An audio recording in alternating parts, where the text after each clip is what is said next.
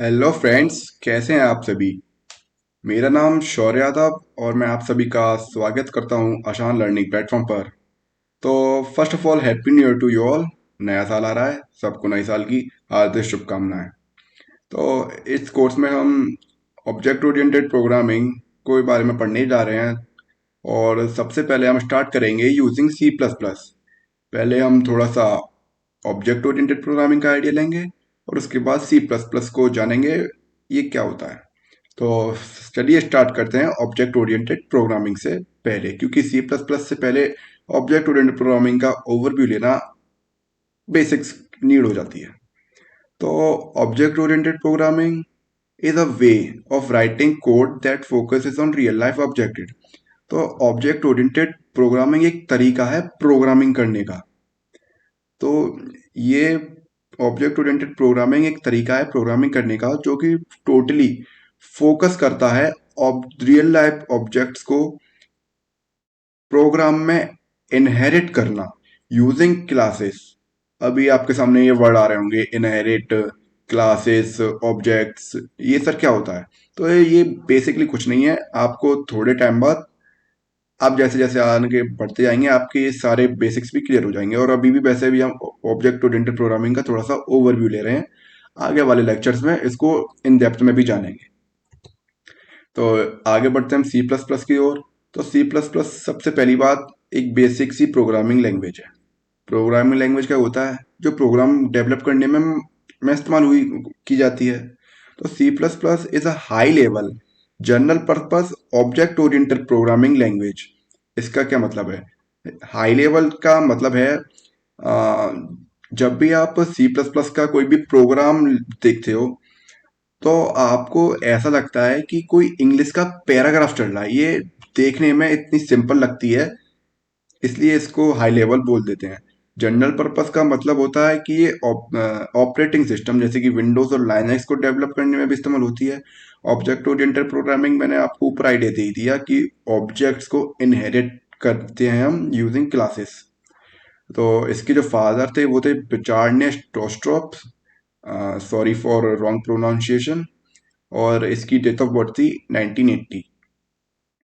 वैसे ये डेवलप तो 1979 में हुआ था, लेकिन 1980s लिख दिया जाता है।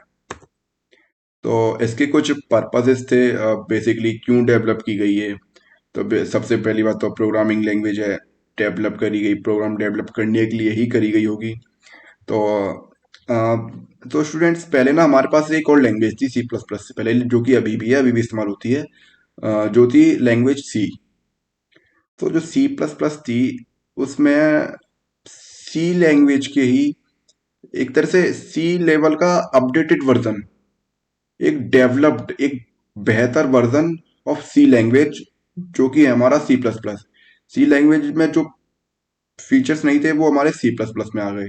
तो सबसे बड़ा पर्पस तो ये था कि सी लैंग्वेज हमारी कुछ लिमिटेड थी, लेकिन सी प्लस प्लस से हमारी वो जो बाउंड्रीज थी वो थोड़ी कम हो गई।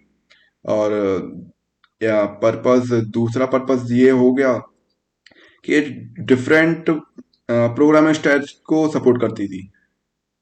जैसे कि इससे सी लैंग्वेज जो थी वो उसमें तो केवल आप प्रोसीजर को लेके ही प्रोग्राम बना सकते थे, लेकिन जो सी प्लस प्लस है उसमें ऑब्जेक्ट ओरिएंटेड, प्रोसीजरल ओरिएंटेड और जेनरिक ओरिएंटेड तीनों तरीके से आप प्रोग्राम को जो है लिख सकते हो।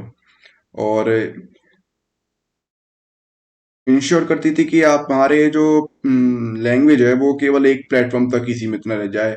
अगर कभी उस प्लेटफॉर्म में कोई दिक्कत आ जाती है, कोई अपडेट में एरर आ जाता है, तो हम कोड किस पे लिखेंगे। इसलिए उसको मल्टी प्लेटफॉर्म के लिए बनाया गया था। हम अलग अलग प्लेटफॉर्म पर उसको इस्तेमाल कर सकते हैं। आगे चलकर हम प्लेटफॉर्म्स ही देखेंगे कि वो कौन कौन से प्लेटफॉर्म्स हैं। तो अब थोड़ा इसके यूजेस जान लेते हैं, कहाँ कहाँ यूज होती है ये। तो यूज होती है, सबसे पहले मैंने बताया था ऑपरेटिंग सिस्टम डेवलप करने में। ड्राइवर्स, ड्राइवर्स क्या होते हैं दोस्तों? आपने देखा होगा, ये जो भी एक्सटर्नल पेरिफेरल डिवाइसेस होते हैं उनको लैपटॉप से कम्युनिकेट करना कराने में हेल्प करते हैं। तो ये भी सी प्लस प्लस की मदद से डेवलप किए जाते हैं। और क्रिएटिंग हाई परफॉर्मेंस गेम्स, ये देखिए दोस्तों, जो आपके जो मॉडर्न गेम्स होते हैं, बीजीएमआई हो गया, फ्री फायर हो गया, पबजी जो बैन हो चुका है, खैर अब तो नहीं रहा। और पीसी की गेम्स हो गई GTA 5। और जो उनके गेम्स इंजन हैं, जिन गेम्स इंजन से जो गेम्स डिजाइन की गई हैं, उनके ग्राफिक्स डिजाइन की हैं, वो गेम इंजन और वो गेम दोनों ही C++ लैंग्वेज को लेकर बनाए गए हैं। Developing desktop applications and business softwares, तो आपके डेस्कटॉप एप्लीकेशंस जैसे कि MS Excel हो गया, MS PowerPoint, वर्ड, जो आपके फोन लैपटॉप में बेसिक कैमरा, आपके मोबाइल में जो बेसिक कैमरा है, जो उसका जो ऑपरेटिंग सिस्टम है, जहाँ पे आप फाइल मैनेजर हो गया, वो सारी जो सॉफ्टवेयर्स होते हैं वो C++ को इस्तेमाल से ही बनाए गए हैं। और C++ को बहुत डेवलप, जैसे ही C++ डेवलप हुई थी, उसकी कुछ ही टाइम में उसको फाइनेंस और टेलीकम्युनिकेशंस और अदर इंडस्ट्रीज ने भी अपना लिया था, जिसकी वजह से उसकी इम्पोर्टेंस और भी बढ़ गई थी C++ की। तो आइए कुछ प्लेटफॉर्म देख लेते हैं। C++ हमने को पता तो चल गया होता क्या है। अब ये देखते हैं इसको कोड कहाँ लिखना है सर।